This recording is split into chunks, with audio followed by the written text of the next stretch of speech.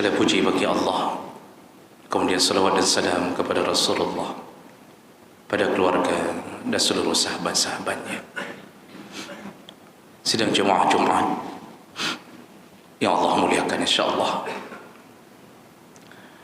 salah satu doa yang paling menakjubkan dari Nabiullah Ibrahim alaihissalam tercantum di dalam ayat 84 dari surat Asy-Syu'ara.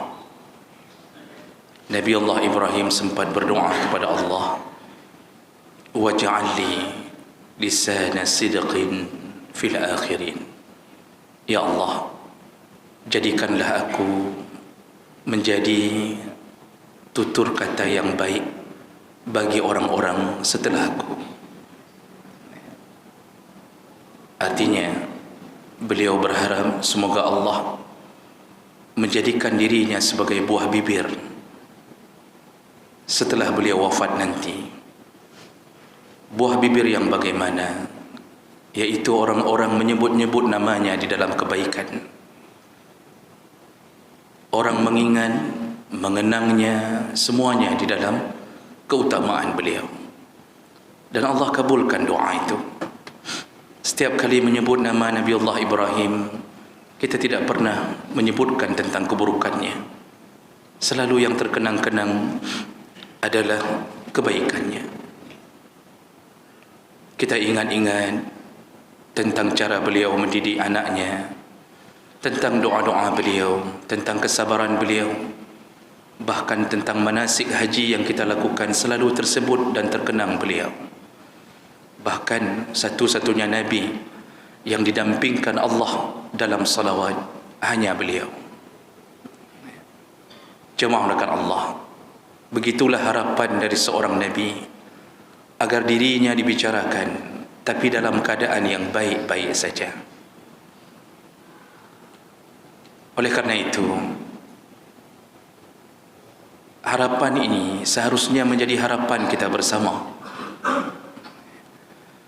Karena salah satu tanda orang akan mendapatkan surga Allah yaitu ketika dipuji-puji kebaikannya setelah dia meninggal, dipersaksikan oleh orang banyak bahawa dia orang baik.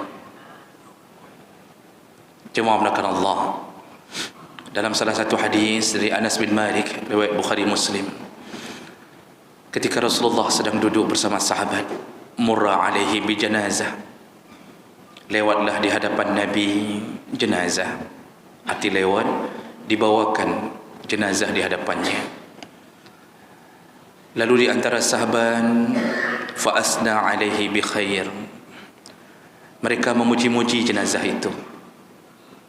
Lalu Nabi menjawab, wajabat, wajib atau pasti. Tidak lama kemudian ada lagi yang membawa jenazah, lewat lagi di hadapan Nabi SAW.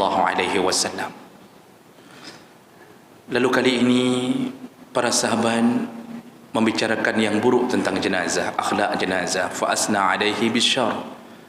Jadi jenazah itu diungkit, bukan diungkit keburukannya, tapi dibicarakan akhlaknya. Jadi mereka mengatakan ini bukan jenazah yang baik, yang tadi pertama baik. Jadi begitu dibicarakan keburukan jenazah ini, Rasulullah pun menjawab, wajib, pasti, wajib. Umar bin Khattab berada di antara mereka. Lalu Umar bin Khattab bertanya kepada Rasulullah, ya Rasulullah, ma wajabat? Apa yang kau maksudkan dengan wajib? Lewat jenazah pertama kami puji, engkau katakan wajib. Lewat jenazah kedua kami cela, engkau katakan wajib. Kata Rasulullah, ma asnaitum lahu bi khair wajabat lahul jannah. Maksudnya, kata Rasulullah, sebagaimana engkau memuji jenazah pertama, maka wajib bagi Allah memberikannya surga seperti pujianmu. Wa ma asnaitum alaihi bisyarr, dan ketika engkau memuji jenazah, menyebutkan keburukan jenazah yang kedua, wajabat lahu an-nar, begitulah dia juga wajib mendapatkan neraka. Wa antum syuhada'ullahu fil ard, kalianlah saksi-saksi Allah di atas permukaan bumi, kata Rasulullah sallallahu alaihi wasallam. Jemaah melakukan Allah, hadis sahih ini telah membongkar sebuah jalan menuju surga dan neraka. Ternyata pujian manusia terhadap kebaikan kita menyebabkan kita husnul khatimah dan insya-Allah surga Allah. Dan celaan manusia terhadap akhlak kita selama hidup, ternyata itu pun membuka jalan neraka. Dan Rasulullah menyebutkan kalianlah saksi-saksi Allah di muka bumi. Artinya Allah seakan-akan mewakilkan siapa hambaku yang layak masuk surga, yang kalian puji kebaikannya, yang penuh dengan akhlak selama hidup, yang berbaik-baik dengan sesama manusia, yang tidak punya masalah, tidak pernah menyakiti perasaan sesama manusia. Kalau dia berhutang, dia bayarkan hutangnya. Dia tidak pernah menganiaya, menyakiti, menumpahkan darah sama manusia. Kalau lewat di depan sama mukmin, bibirnya tersenyum, wajahnya berbinar, menyebutkan ahlan wa sahlan. Dia terima tamu dengan seluruh kegembiraan. Semua memujinya, semua menyatakan dia baik.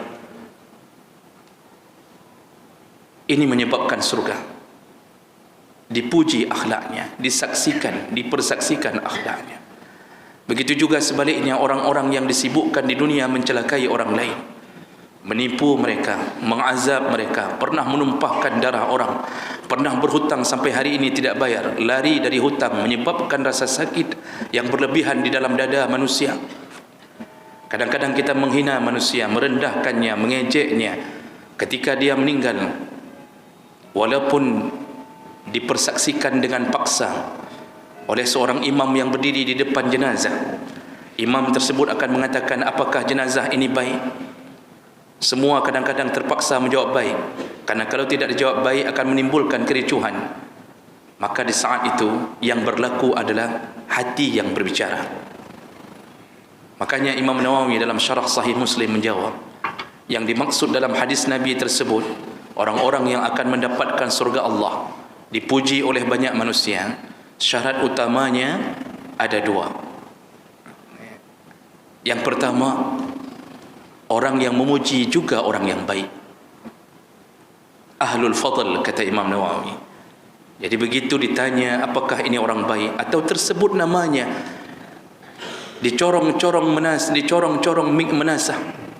Ketika tersebut inna lillah, telah meninggal fulan, semua yang mendengarkan kemudian mengatakan di dalam hatinya, telah meninggal saudara kita, telah meninggal pemimpin kita, telah meninggal orang yang selama ini melindungi kita, telah meninggal orang yang baik bersama kita di dalam masjid, telah meninggal orang-orang yang satu jamaah dengan kita.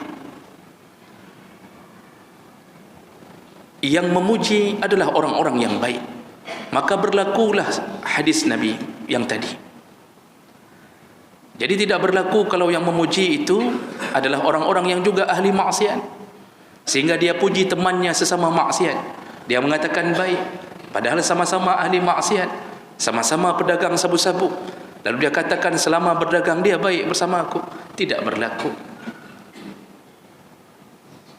Syarat kedua, yang akan mendapatkan surga dengan pujian manusia, apa yang dipuji sesuai dengan kenyataan. Kalau tidak sesuai dengan kenyataan, maka yang berlaku adalah kenyataannya. Kadang-kadang orang tadi terpaksa menjawab jeroh, pekeh mayatnya jeroh, kita semua jawab jeroh, padahal kenyataannya tidak begitu. Itu pencuri di kampung kita, itu perampok, itu orang yang membuat keonaran di kampung kita, dia provokator di komplek kita. Walaupun ribuan orang menjawab baik, tetap kenyataannya buruk di sisi Allah Subhanahu wa taala. Oleh karena itu, kita ini selama hidup berusahalah agar kita mendapatkan banyak sekali pujian dari saudara kita. Orang yang baik tetap baik di dalam hati manusia. Jangan paksa orang untuk mengaku bahwa kita baik, tapi kenyataannya kita memperlakukan mereka dengan buruk. Rasulullah sallallahu alaihi wasallam juga pernah mengatakan kepada Umar bin Khattab, "Ma min muslimin yashhadu lahu arba'atan bi khair." Kalau ada seorang muslim yang meninggal dunia lalu dipuji dipersaksikan kebaikannya oleh 4 orang. 4 orang mengatakan dia baik. Apa kata Rasulullah? Fa adkhalahu Allahul jannah, maka wajib bagi orang itu masuk surga. Lalu sahabat bertanya, faqulna wa salasah ya Rasulullah, bagaimana kalau yang memuji itu cuma 3 orang ya Rasulullah? Kata Rasulullah, wa qala salasah, salasah pun, 3 pun bermanfaat untuknya, untuk membuat Allah memasukkannya ke surga. Lalu kami bertanya lagi, faqulna wa isnan ya Rasulullah, bagaimana kalau cuma 2 orang yang memuji ya Rasulullah? Kata Rasulullah, wa isnan, walaupun 2 orang yang memujimu, engkau surga. Wala yus'al an wahid, dan tidak ada seorang pun di antara kami yang bertanya, bagaimana kalau 1 orang yang memuji? Seakan-akan mereka sudah yakin bahawa seandainya kami tanya bagaimana kalau 1 orang yang memuji, maka seakan-akan jawaban Rasulullah itu pun surga. Dalam hadis yang lain, riwayat Ibnu Hibban dengan derajat yang marfu', Rasulullah sallallahu alaihi wasallam sempat mengatakan kepada sahabat, ayyuma muslimin yamutu, setiap orang Islam yang meninggal dunia, fayashhadu lahu 4 min jiranihi al-adnain, ada seorang yang meninggal dunia lalu kemudian dipuji kebaikannya, dipersaksikan kebaikannya oleh 4 orang tetangganya yang terdekat. 4 orang tetangganya yang terdekat.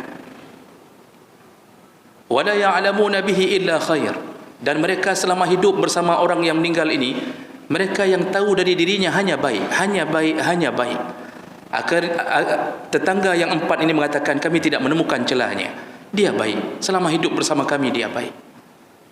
Apa kata Rasulullah? Allah menjawab, faqabiltu qaulakum, ku terima permintaanmu wahai para tetangga, wa ghafartu lahu ma la ta'lamun, dan ku ampunkan dosa orang meninggal ini yang kalian tidak tahu di mana dosanya dan apa dosanya. Masya Allah, dari berbagai hadis begitu pentingnya persaksian kebaikan dari sesama mukmin.